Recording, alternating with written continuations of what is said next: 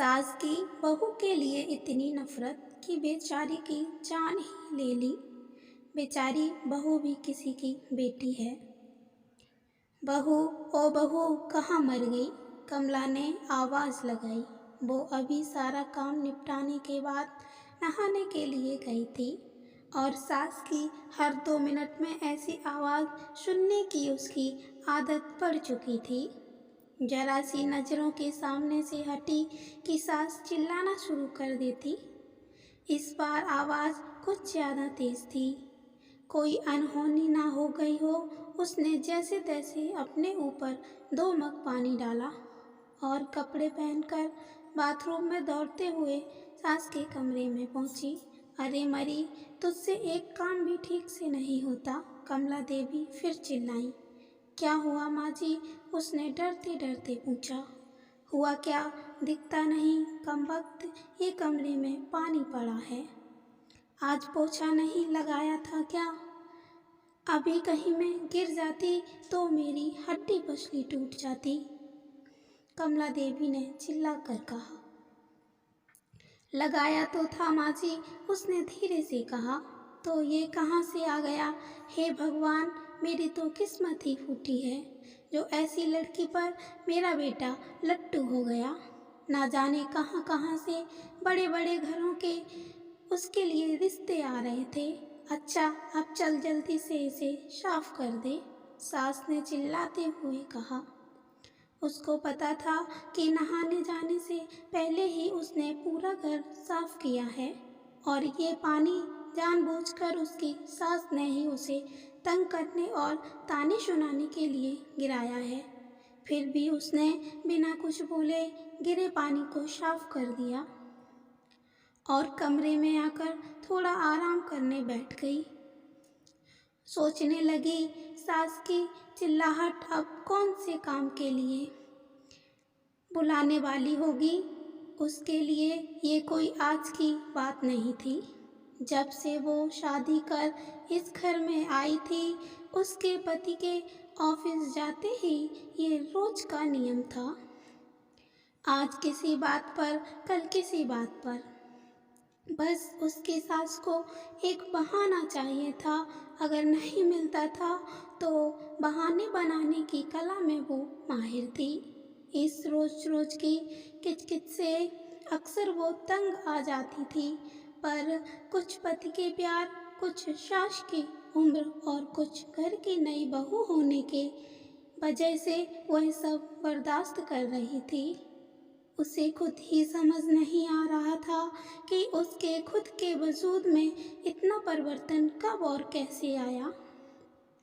उसको यह भी याद नहीं कि कब उसके अपने घर में उसकी माँ या पिता ने कभी उससे ऐसे सुर में बात की। अपने कॉलेज और स्कूल के समय तो वो बिंदास लड़कियों में से एक थी। पूरे स्कूल या कॉलेज में कहीं भी किसी के साथ कोई गलत बात होती थी तो वो लड़ने के लिए सबसे आगे खड़ी मिलती थी। किसी के भी हक के लिए वो पूरे सिस्टम से लड़ जाती थी, पर आज अपने ही खिलाफ हो रहे अन्याय को चुपचाप सह रही थी। सोचती थी, क्या यही शादी के मायने होते हैं, जब एक लड़की को अपने स्वाभिमान और सम्मान को एक नए परिवार की सूली पर चढ़ा देना पड़ता है। शाम को पति के आने पर बहुत सारी बातें कहने का मन होता था, पर 1-2 बार कहीं भी थी। एक तो थके होने से वो इस पर ज़्यादा ध्यान नहीं देते थे और फिर अपनी माँ के खिलाफ वो एक भी शब्द नहीं सुन सकते। उनकी माँ भी अपने बेटे के सामने उनसे बड़े दिखावे के साथ बात करती थी, पर जैसे ही बेटा घर से बाहर निकलता था उनके तेवर बदल जाते थे। जो उसे समझ में ही नहीं आता कि एक इंसान पल भर में 2 तरह के व्यवहार कैसे कर सकता है। कमला देवी को सबसे ज़्यादा तकलीफ तो उसकी शादी में मिले दहेज से थी। जबकि उसके माता पिता ने अपनी हैसियत से बढ़कर उसकी शादी में खर्चा किया।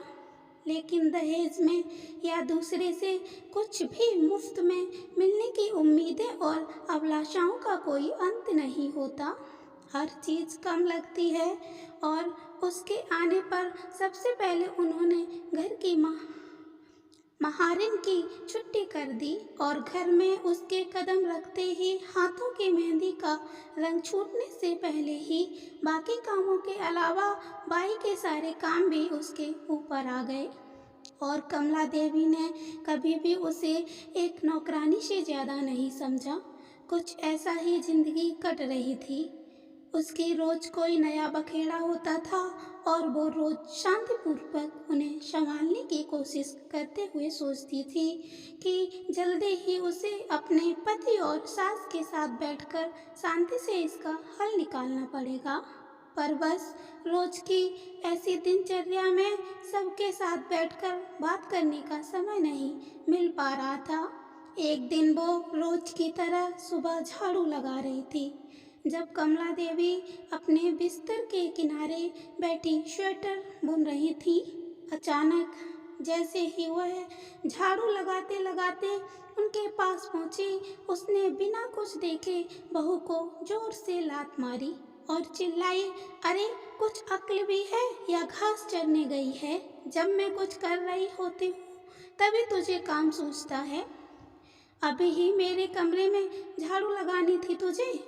क्या तुझे नहीं पता कि मुझे धूल से कितनी एलर्जी है? ये आज का नया बहाना था उसे तंग करने का, क्योंकि घर में रोज ही ऐसे ही काम होते थे और पहले ऐसी कोई बात नहीं हुई थी। फिर वो भी अपनी सास के व्यवहार को जानते हुए बहुत संभल के काम करती।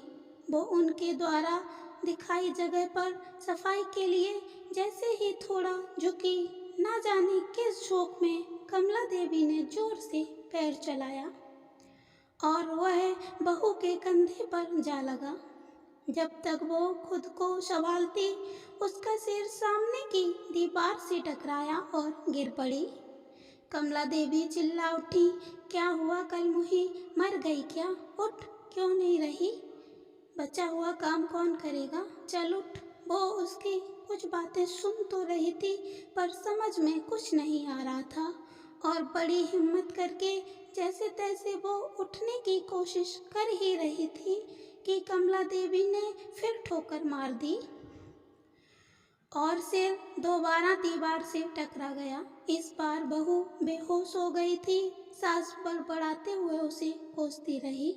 जब नहीं उठी तो कमला देवी के हाथ पांव फूलने लगे और तुरंत अपने बेटे को घर आने के लिए फ़ोन किया।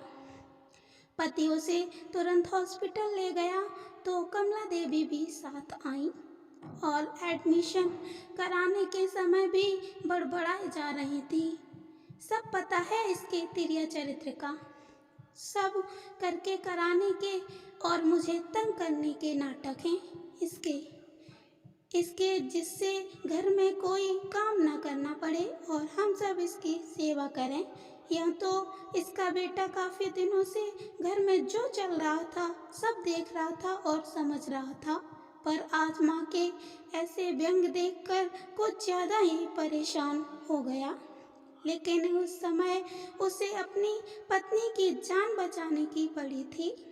डॉक्टर की तमाम कोशिशों के बावजूद सिर के अंदर कोई नस फट जाने से पहले तो वो कुछ दिन कोमा में रही और अगले एक ही सप्ताह में उसने दुनिया छोड़ दी।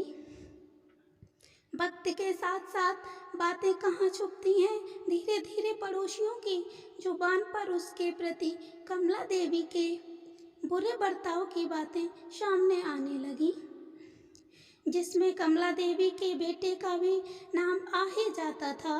और जब उसको लेकर बातें कुछ ज़्यादा बढ़ने लगी तो उसने तंग आकर एक दिन कमला देवी के इकलौते बेटे ने पंखे से लटककर सुसाइड कर ली।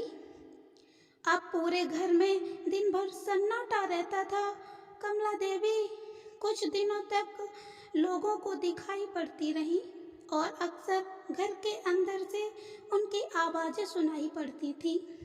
अरे कल मुही कहाँ मर गई, मेरे बेटे को भी साथ ले गई, चल जल्दी आ जा। बहू, घर बहुत गंदा पड़ा है, चल थोड़ा झाड़ू पोछा कर दे।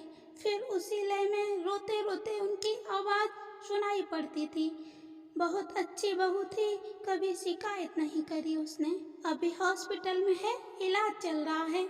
मेरी वजह से उसका सिर फट गया था ना, मेरे बेटा भी उसी के पास है, लेकिन अब तो वो ठीक हो गई होगी। अरे कोई तो उन दोनों को वापस ले आए। अब कि उसे कुछ नहीं कहूँगी। कुछ दिनों के बाद पता लगा कि उनके किसी दूर के रिश्तेदार ने उस मकान को औने पौने दामों में किसी को बेच दिया था, क्योंकि कमला देवी के पागल खाने में भर्ती होने के बाद उस मकान को देखने वाला कोई नहीं बचा था। तो thanks for watching this video.